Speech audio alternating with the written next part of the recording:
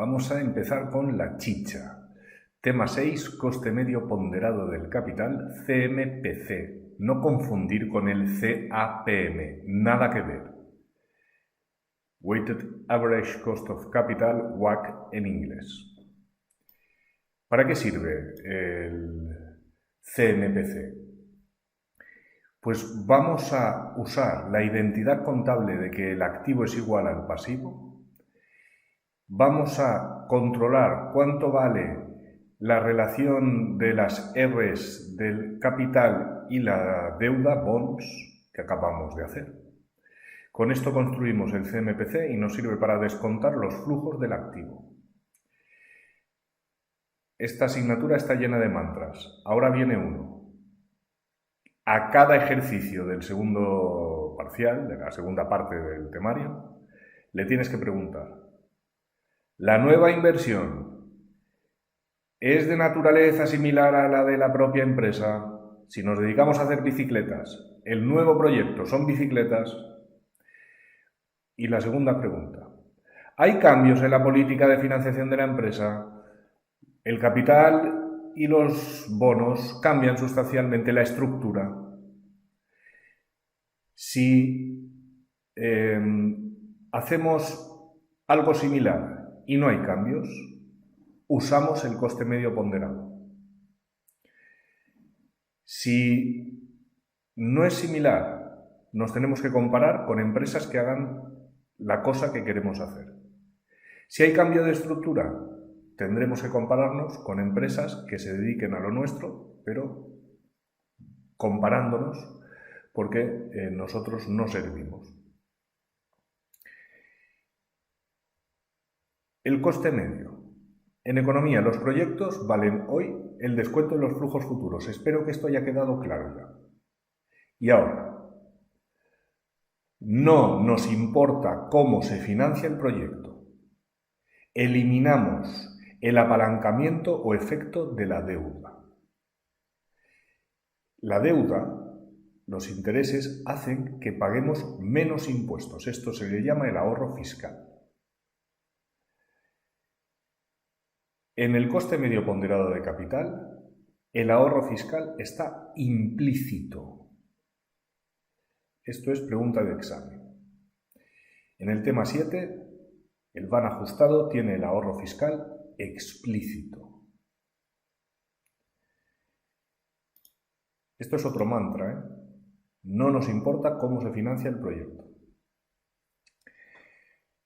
¿Qué vamos a hacer? Nos van a dar un proyecto y nos van a decir: nos interesa hacerlo. Y seguramente nos darán los flujos, estos que hemos aprendido a calcular en el tema 3. Y lo que tendremos que calcular es lo que nos daban en el tema 3, la R. Ahora la tendremos que calcular. Si se cumplen estas condiciones, el coste medio será lo que metamos en la fórmula de la renta o el descuento que sea. Muy importante saberse todo esto. Y esto de aquí es seguramente mi criatura más querida en esta asignatura.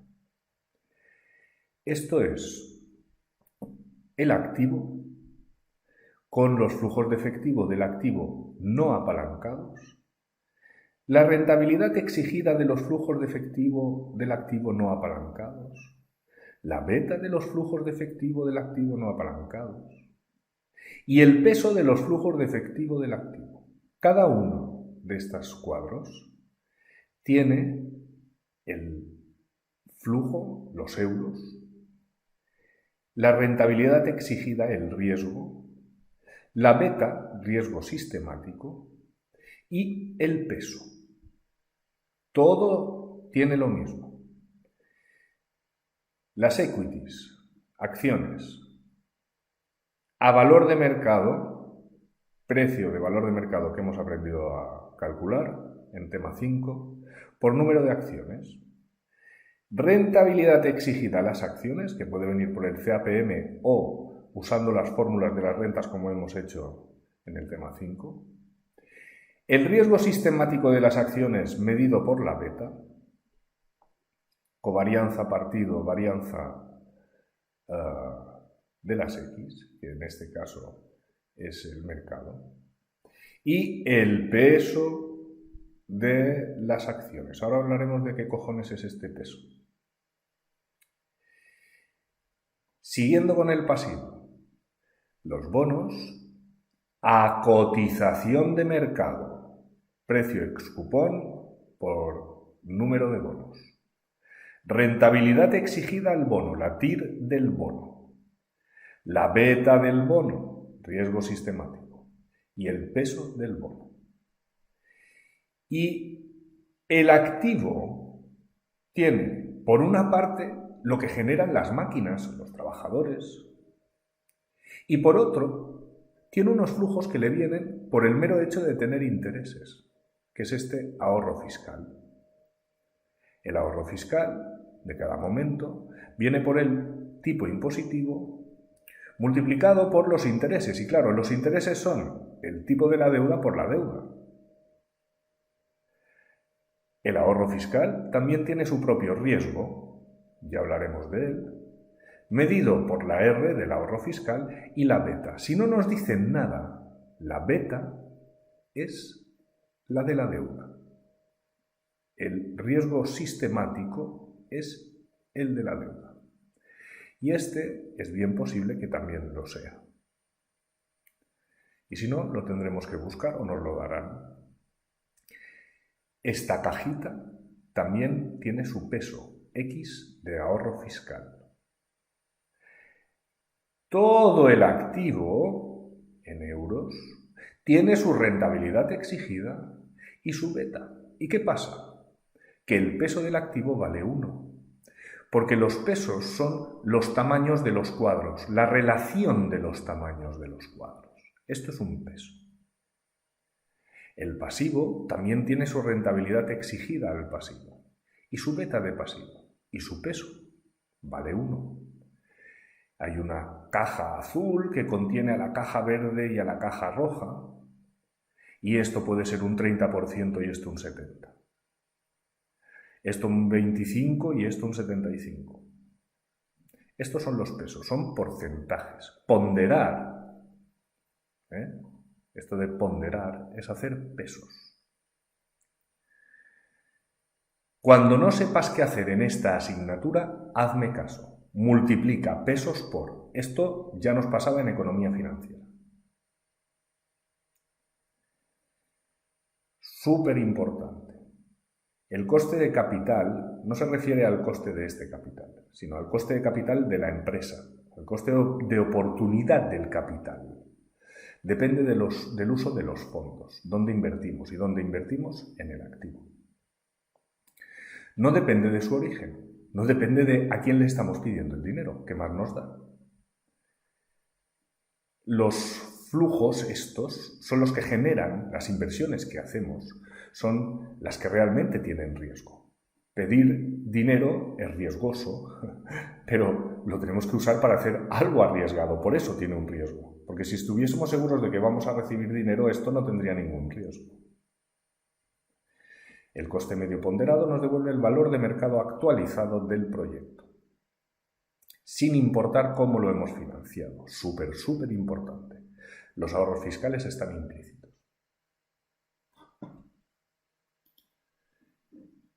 No vamos a hacer ningún ejercicio sin este cuadro. Y de este cuadro te tienes que saber todos estos nombres y estas letras. Y estas son las definiciones que en principio ya conoces. El ahorro fiscal tiene un tratamiento un poco peculiar en algunos momentos. Y es que si la renta es perpetua, fíjate que vamos a descontar RB por B por T partido por RAF. Y muchas veces esto y esto valen lo mismo. No siempre, así que cuidado.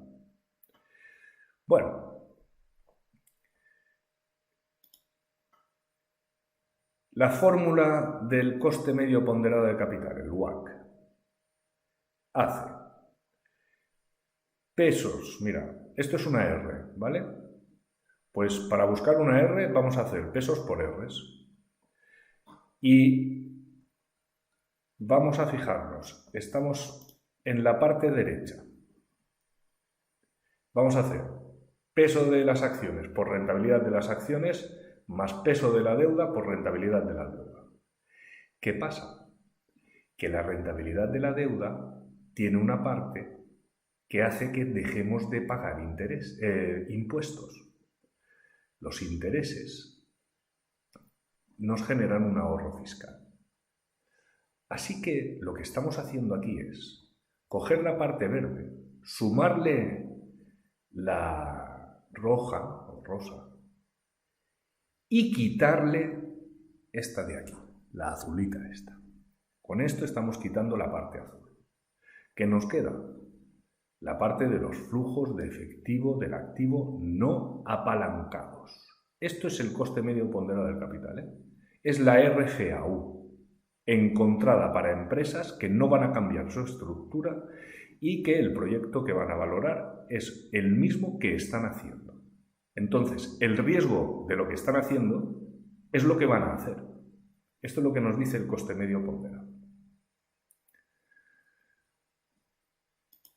Para encontrar los pesos, tenemos que encontrar los valores de mercado de las acciones y de la deuda, de los bonos.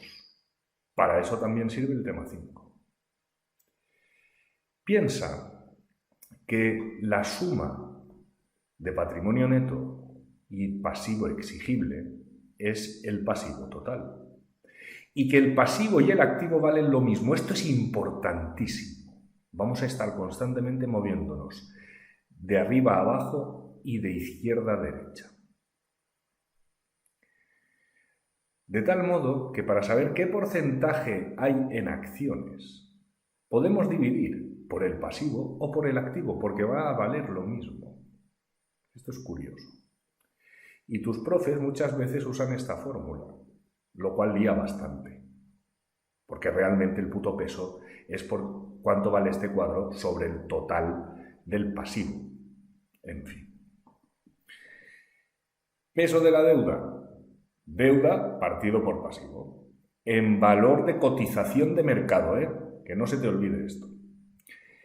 Peso de los FAUs. Pues el valor de los flujos de los FAUs más el total del activo. FAUs más AF.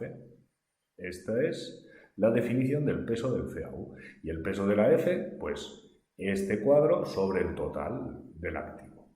Lo que valga hoy, el valor actual de los flujos por ahorro fiscal. Y esto es lo que vale hoy el valor actual de los flujos del activo. Es muy cómodo saber que los pesos suman, ¿no? Porque si te dicen, de acciones hay un 30, pues ya está, de esto hay un 70, de la deuda. Pero por Dios, son los pesos, no las betas ni las R's, lo que suma uno, Que ahora te parece una tontería, pero cuando estés en medio del examen o haciendo ejercicios ya te darás cuenta que la vas a querer usar. La rentabilidad y la beta no, valen 1 sumadas. Los pesos, el XE más el XB vale 1, que es el XP. El XFAU más el XAF vale 1, que es el XA. Molt bé. Para aplicar el coste medio, el riesgo del nuevo proyecto tiene que ser similar al riesgo que tienen nuestros proyectos. La estructura no tiene que cambiar ni cambiará, ni en el pasado, hace poco, ni en el futuro. Y si el FAU tiene más de una línea de negocio, deberemos calcular el coste medio solo de la línea con riesgo similar a nuestro proyecto. Esto de las líneas está aquí. Cuando tenemos más de una línea de negocio, el FAU está con cajas dentro. Esto es la caja que hemos visto antes, en el balance, en el activo. Aquí abajo está el ahorro fiscal y simplemente esta caja tiene dentro varias cajas. Lo mismo nos va a pasar con las acciones. Habrá acciones ordinarias, acciones preferentes, acciones no sé qué. Solo tiene, esos son cajas. Y cada cajita tiene aquí sus euros, los FEAUs de la línea que nos interesan, de la línea 1, con su R, con su beta y con su X, y la L2 con su beta, su R, su X y sus flujitos. Estas dos líneas son una ecuación más, no es ningún drama, ¿vale? Más cosas del tema 6, y esto también entra en el tema 7. Los costes de flotación de la financiación. Tú imagínate que necesitamos invertir 10 millones de euros y nos vamos al banco y les pedimos 10 millones de euros. Bueno, pues la comisión que nos va a cascar el banco va a ser de 1 millón de euros. O de 100.000 euros, pongamos. ¿Qué pasa? Que nos quedarán 9.900.000 euros. Con eso no vamos a comprar la máquina. Así que corregiremos la inversión para pedir suficiente dinero para hacer la inversión deseada y pagar los gastos de emisión o flotación. Se les llama a estos gastos, la comisión del banco, el notario, el registrador, lo que leches sea que necesitemos para llevar a cabo el préstamo. Hay dos fuentes de financiación, acciones y deuda, y dos fuentes de gasto, de emisión de acciones o de emisión de bonos. Esto también se usa en el tema 7. Curiosamente, si miras el bloque temático del tema 6, salvo que lo hayan cambiado este año,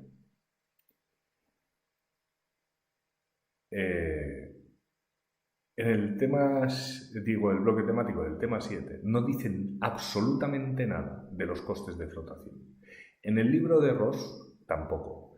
Y en el tema 6, en el bloque temático de tus profes, cuando hablan de los costes de flotación, dicen explícitamente son aquellos que vamos a usar para el CMPC. Pero resulta que lo piden en el examen. También en el tema 7, lo cual tiene mucho sentido, porque quiero decir que estos costes de flotación se tienen que poder usar en el 7. Pero es una putadita de estas que os hacen, que os esconden información. Para sacar la inversión ajustada a la flotación, lo que vamos a hacer va a ser coger la inversión deseada, la que necesitamos, y dividirlo entre uno menos los costes de flotación ponderados. Los costes de flotación ponderados significa hacer, si buscamos una F de flotación, pesos por Fs. Así de fácil. Siempre que no sepas dónde tienes que tirar, busca los putos pesos y multiplica. Si te piden Fs, X por Fs. Te piden betas, X por betas. Te piden Rs, X por Rs. Muy importante, los pesos son deseados, no los que tenemos ahora, los deseados, los objetivos. Esto también lo usan para liarte. Que resulta que las cajitas de las acciones son muchas porque tenemos preferentes, ordinarias A, ordinarias B, bueno, pues cada una tiene su peso, su coste de flotación, etc. Entonces, pues cada cajita, X por F, X por F. En la deuda, lo mismo. Si tenemos distintos bonos, pues tendremos distintos costes de emisión de los bonos, cada uno con su porcentaje. Y, por último, conviene que sepas que en los exámenes suele haber preguntas teóricas. Y, por ejemplo, una cosa que vas a tener que trabajar son demostraciones. Habrá un apartado para ello. Y luego, me sabe mal, pero te tendrás que estudiar estos determinantes de la beta porque va saliendo. Esto lo practicarás con el